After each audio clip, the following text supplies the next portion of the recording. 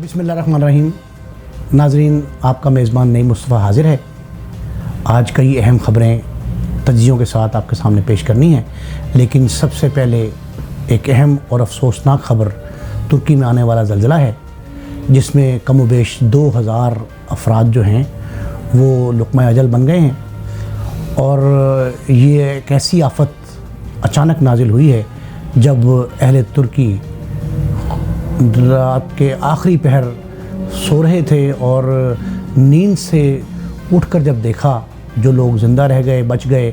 या जो जिन इलाक़ों में ज़लज़ला नहीं आया, उन लोगों ने जब ये देखा तो मालूम हुआ कि एक बड़ा ज़लज़ला जो है एक बड़ी तबाही मचा गया है। नाज़रीन, इससे कबल 8 अक्टूबर 2005 को जब पाकिस्तान के मुख्तलिफ़ शहरों बिलखुसूस खैबर पख्तूनख्वा में ज़लज़ले के झटके आए थे और वो एक हौलनाक ज़लज़ले से हम बहुत बुरी तरह मुतासर हुए थे, आज उसकी तारीख़ जो है वो तुर्की के 10 शहरों में दोहराई गई है। 10 शहर आलमोस्ट मलियामेट हो गए हैं और 2000 से ज़ायद अफराद के जाँ बहक होने की, शहीद होने की इत्तलात मिली हैं। बड़े गम और शोक के मनाजिर हैं जो देखे जा रहे हैं। वहाँ अगर आप टीवी मुलाहिज़ा कर रहे हों तो मेन स्ट्रीम चैनल्स के साथ साथ जो सोशल मीडिया है, डिजिटल मीडिया है, उस पर भी ये मनाजिर दिखाए जा रहे हैं। नाज़रीन, बड़े अजीब तर्ज के अलमनाक मामलात हैं जिनसे तुर्क जो है और अहले तुर्क उनका वास्ता पड़ा है, और ख़ुदा की तरफ से ये एक ऐसे अचानक और ख़ौफनाक किस्म की जो है वो कड़ी इम्तिहान की एक लम्हात और मामलात हैं जो किसी हद तक जो है वो काबू में रखे जा सकते हैं, लेकिन ये अलमिया है जो इंसानी अलमिया कहा जा सकता है इसे, और ये खुदा की तरफ से एक आजमाइश की घड़ी है। और इसमें पाकिस्तान ने अपने तुर्क भाइयों के, जो तुर्क मुस्लिम भाई हैं, उनसे इज़हार यकजहती और इज़हार हमदर्दी किया है। अभी वज़ीर-ए-आज़म पाकिस्तान मियाँ शहबाज शरीफ साहब ने तुर्क वज़ीर-ए-आज़म को, सदर को और उनके दीगर अफराद को ये ताज़ियती पैगाम पहुँचाया है और टेलीफ़ोन करके जो है उनसे इज़हार यकजहती और इज़हार हिमायत किया है उनके, और उनसे ये कहा है कि हम इस मुश्किल घड़ी में आपके साथ हैं और इस इम्तिहान में हमारे लायक जो खिदमत हो, जिस अंदाज़ की जो है वो हम आपकी इमदाद कर सकते हो, हाज़िर हैं। और नाज़रीन, ये बड़ी अहम बात यह है कि अहले पाकिस्तान ने बड़े पैमाने पर जो है वो इमदादी सामान इकट्ठा करना शुरू कर दिया है और अपने ज़लज़ला ज़दगान भाई जो हैं तुर्क, उनके लिए वो सामान इकट्ठा करके उनको भिजवाया जा रहा है और कल से ये सिलसिला शुरू हो जाएगा। हम सब का फ़र्ज़ है कि अपने तुर्क भाइयों के इस मुश्किल घड़ी में उनका साथ दें और उन जिस तरह दामे दरमे सुखने हम उनकी मदद कर सकते हैं वो करना चाहिए। और ताउन की अपील जो है वो आलमी सतह पर भी की गई है और UN की सतह पर ये कहा जा रहा है, हर साहिब हैसियत और जो ममालिक अमीर हैं उनसे भी ये कहा गया है कि वो इसमें दिल खोल कर इनकी इमदाद करें, ताकि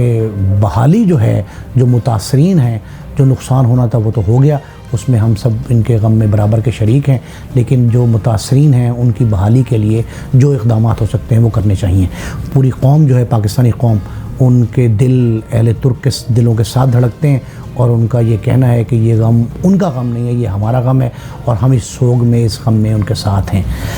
नाज़रीन, और बहुत सी सियासी ख़बरें पाकिस्तान के हवाले से हैं, लेकिन जहाँ सियासत एकदम सरगर्म हुई है और जब से ये पंजाब और खैबर की असम्बलियाँ तहलील हुई हैं, या ये कहा जाए थोड़ा और पीछे चले जाएँ 7, 8 माह 10 माह, तो जब पाकिस्तान तहरीक इंसाफ की वफाक में हुकूमत ख़त्म हुई थी, उस वक्त से आज तक जो है जिस अंदाज से ये सियासत जो है उसमें गहमागहमी पैदा हुई है, इसके साथ साथ जुडिशल एक्टिविज़म जो है ना वो देखने में आ रहा है और अदालतें जो हैं वो बड़े अहम फ़ैसले अदालतों में जा रहे हैं। बल्कि ये भी कहा जा रहा है नाक़दीन की तरफ से, तज्ज़ियाकारों की तरफ से, कि हम जो फ़ैसले अपने तौर पे मुख्तलिफ़ फ़ोरम्स पे कर सकते हैं,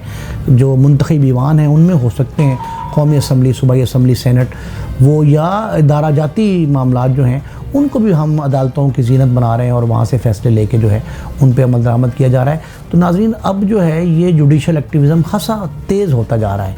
और अभी ये ताज़ा तरीन इत्तला मुझ तक पहुँची है कि लाहौर हाई कोर्ट ने एक बहुत बड़ा फ़ैसला दिया है। जस्टिस अली बाकर नजफ़ी साहब बहुत नामवर जज हैं, बड़े अपराइट हैं और उनकी शोहरत जो है वो आलमगीर सतह की है। तो उन्होंने अज़हर सिद्दीक़ साहब की एक दरख्वास्त, मुतफ़र्रिक़ दरख्वास्तें थीं, उस पर एक फ़ैसला दिया है कि जो फ्यूल प्राइस एडजस्टमेंट है, फ्यूल चार्जेस एडजस्टमेंट जो है, उसको अदालत ने उसके ख़िलाफ़ जितनी दरख्वास्तें वो थी वो मंजूर कर ली हैं और उस फ्यूल एडजस्टमेंट को गैर कानूनी करार दे दिया गया है। वो गैर कानूनी इस अंदाज से करार दिया है कि अदालत ने ये कहा है कि एक तरफ तो ये फ्यूल एडजस्टमेंट जो है, यानी तेल या जो भी ईंधन इस्तेमाल करते हैं वापडा वाले, उसके एडजस्टमेंट जिस तरीके से उसका रेट बढ़ रहा होता है, निर्खों में इजाफा हो रहा होता है, वो साथ साथ जो है वो फ्यूल एडजस्टमेंट उस तरह बढ़ाते रहते हैं बिलों में। तो अदालत ने एक तरफ तो कहा कि फ्यूल एडजस्टमेंट ख़त्म कर दें, दूसरी जानिब एक और बड़ा अहम फैसला दिया है, और वो ये है कि घरेलू सार्फिन जो हैं उनको 500 यूनिट्स तक सब्सिडी दे दी गई है। वो सब्सिडी देने का जो हुक्म है वो बड़ा ज़बरदस्त है, पब्लिक को बड़ा रिलीफ मिलेगा। और अदालत ये फ़ैसला जो है अगर इस पर इम्प्लीमेंट होता है नाजरीन, तो ये पब्लिक जो है उसके लिए एक बहुत बड़ी रियायत साबित हो सकता है। और ये ऐन उस मौके पे आया है जब IMF जो है वो अपनी कड़ी शराइत हमें पेश कर रही है, और 9 तारीख को यानी 2 रोज़ बाद जुमेरात के रोज़ जो है, मंगल बुध 2 दिन बीच में है, और जुमेरात को नवा जायज़ा मिशन जो है वो अपना इजलास कर रहा है। तो ऐसी सूरत हाल में ये अदालती फ़ैसला जो है ना, ये उम्मीद की एक नई किरण है, और इससे जो है पब्लिक जो हर शख्स बिजली इस्तेमाल कर रहा है, ये तो बराह रास्त पब्लिक आइटम है। और इस आइटम में नाजरीन ये जो बिल था, बिल के जो यूनिट्स के जो वो है वो तो बहुत कम होता है, वो तो रेट इतना ज़्यादा नहीं है उसमें। बिलों के जो निर्ख हैं वो तो देखा जाए तो उसमें इस तरह के टैक्सेस जो हैं, जो हिडन कहते हैं लोग, हर शख्स बिल गौर से नहीं पढ़ता। अगर बिल को गौर से पढ़ा जाए तो पता लगता है कि इसमें मामला क्या हैं। तो ये फ्यूल प्राइस एडजस्टमेंट या फ्यूल चार्जेस एडजस्टमेंट जो है उसकी मद में कौम से करोड़ों अरबों रुपए लिया जा रहा था, एक एक डिस्ट्रीब्यूशन कंपनी की ले रही थी। लेकिन अब ये हाई कोर्ट ने जब गैर कानूनी करार दिया है तो उसके बाद आवाम जो है उनमें बड़ी खुशी की लहर दौड़ जाएगी। और मेरा ख्याल है कि ये सोशल मीडिया पे इसके तारीफ़ी और तौसीफ़ी कलमात जो हैं वो दिखाई दे रहे हैं। आज पौन घंटे से मुसलसल तो यही चल रहा है कि जी ये बड़ा अच्छा फ़ैसला अदालत ने दिया है। और ये जो जुडिशल एक्टिविज़म मैंने कहा है ना, ये जुडिशल एक्टिविज़म जो है ये जब सरकारी इदारे, हुकूमतें और बड़े बड़े ईवान जो हैं जब खामोश हो जाते हैं और अपने मामलात में सरगर्मी नहीं दिखा रहे होते, तो अदालतें जो हैं वो सरगर्मी दिखाती हैं। और ये अदालती सरगर्मी, जिसे जुडिशल एक्टिविज़म का नाम दिया गया है, वो इस मौके पे ख़ासी है। अभी एक और सुप्रीम कोर्ट का भी हुक्म अभी मैंने आंखों से नज़र से गुजरा है कि वो जो सुपर टैक्स था उसके बारे में दरख्वास्तें थी बहुत सारी, जो फ़ैसला इंटरमली जो है रोका गया था सुपर टैक्स के लागू होने का, वो भी शायद बहाल कर दिया है सुप्रीम कोर्ट ने। और हुकूमत की जो अपीलें थी वो मंजूर करते हुए और ये कहा है कि सुपर टैक्स भी हासिल कर लिया जाए।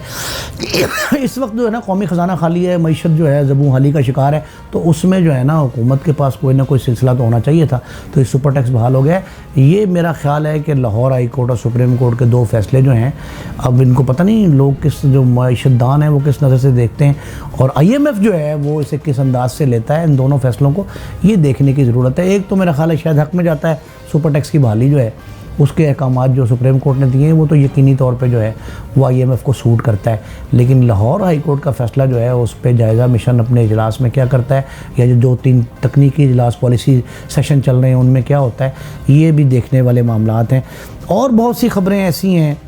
एक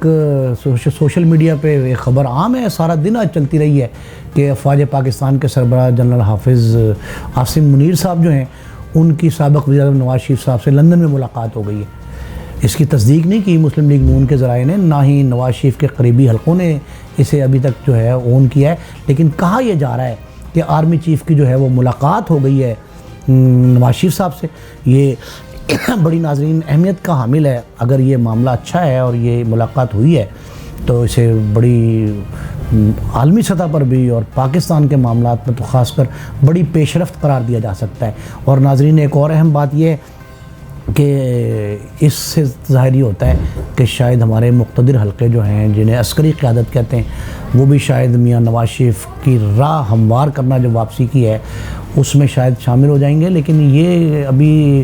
इत्तला की हद तक है, इसे तस्दीक इस तरह मुमकिन नहीं है फ़ौरी तौर पर तस्दीक करना। लेकिन ये अगर इत्तला दुरुस्त है और अफवाह जो है वो अगर हकीकत का रंग रूप धार लेती है तो यकीनी तौर पे मियाँ नवाज़ शरीफ की जल्द वापसी जो है उसकी तवक्को की जा सकती है। वैसे तो जब मरीम नवाज़ पाकिस्तान तशरीफ़ लाई थी लंदन से, तो उन्होंने पहले कहा था कि आपका लीडर जो है ना, आपके कायद जो हैं वो जल्द अवाम में होंगे। तो ये अगर इस तरह की इत्तलात चल रही हैं तो मेरा ख़्याल है कि ये खुशाइंद होगी और पाकिस्तान की सियासत जो है उसमें एक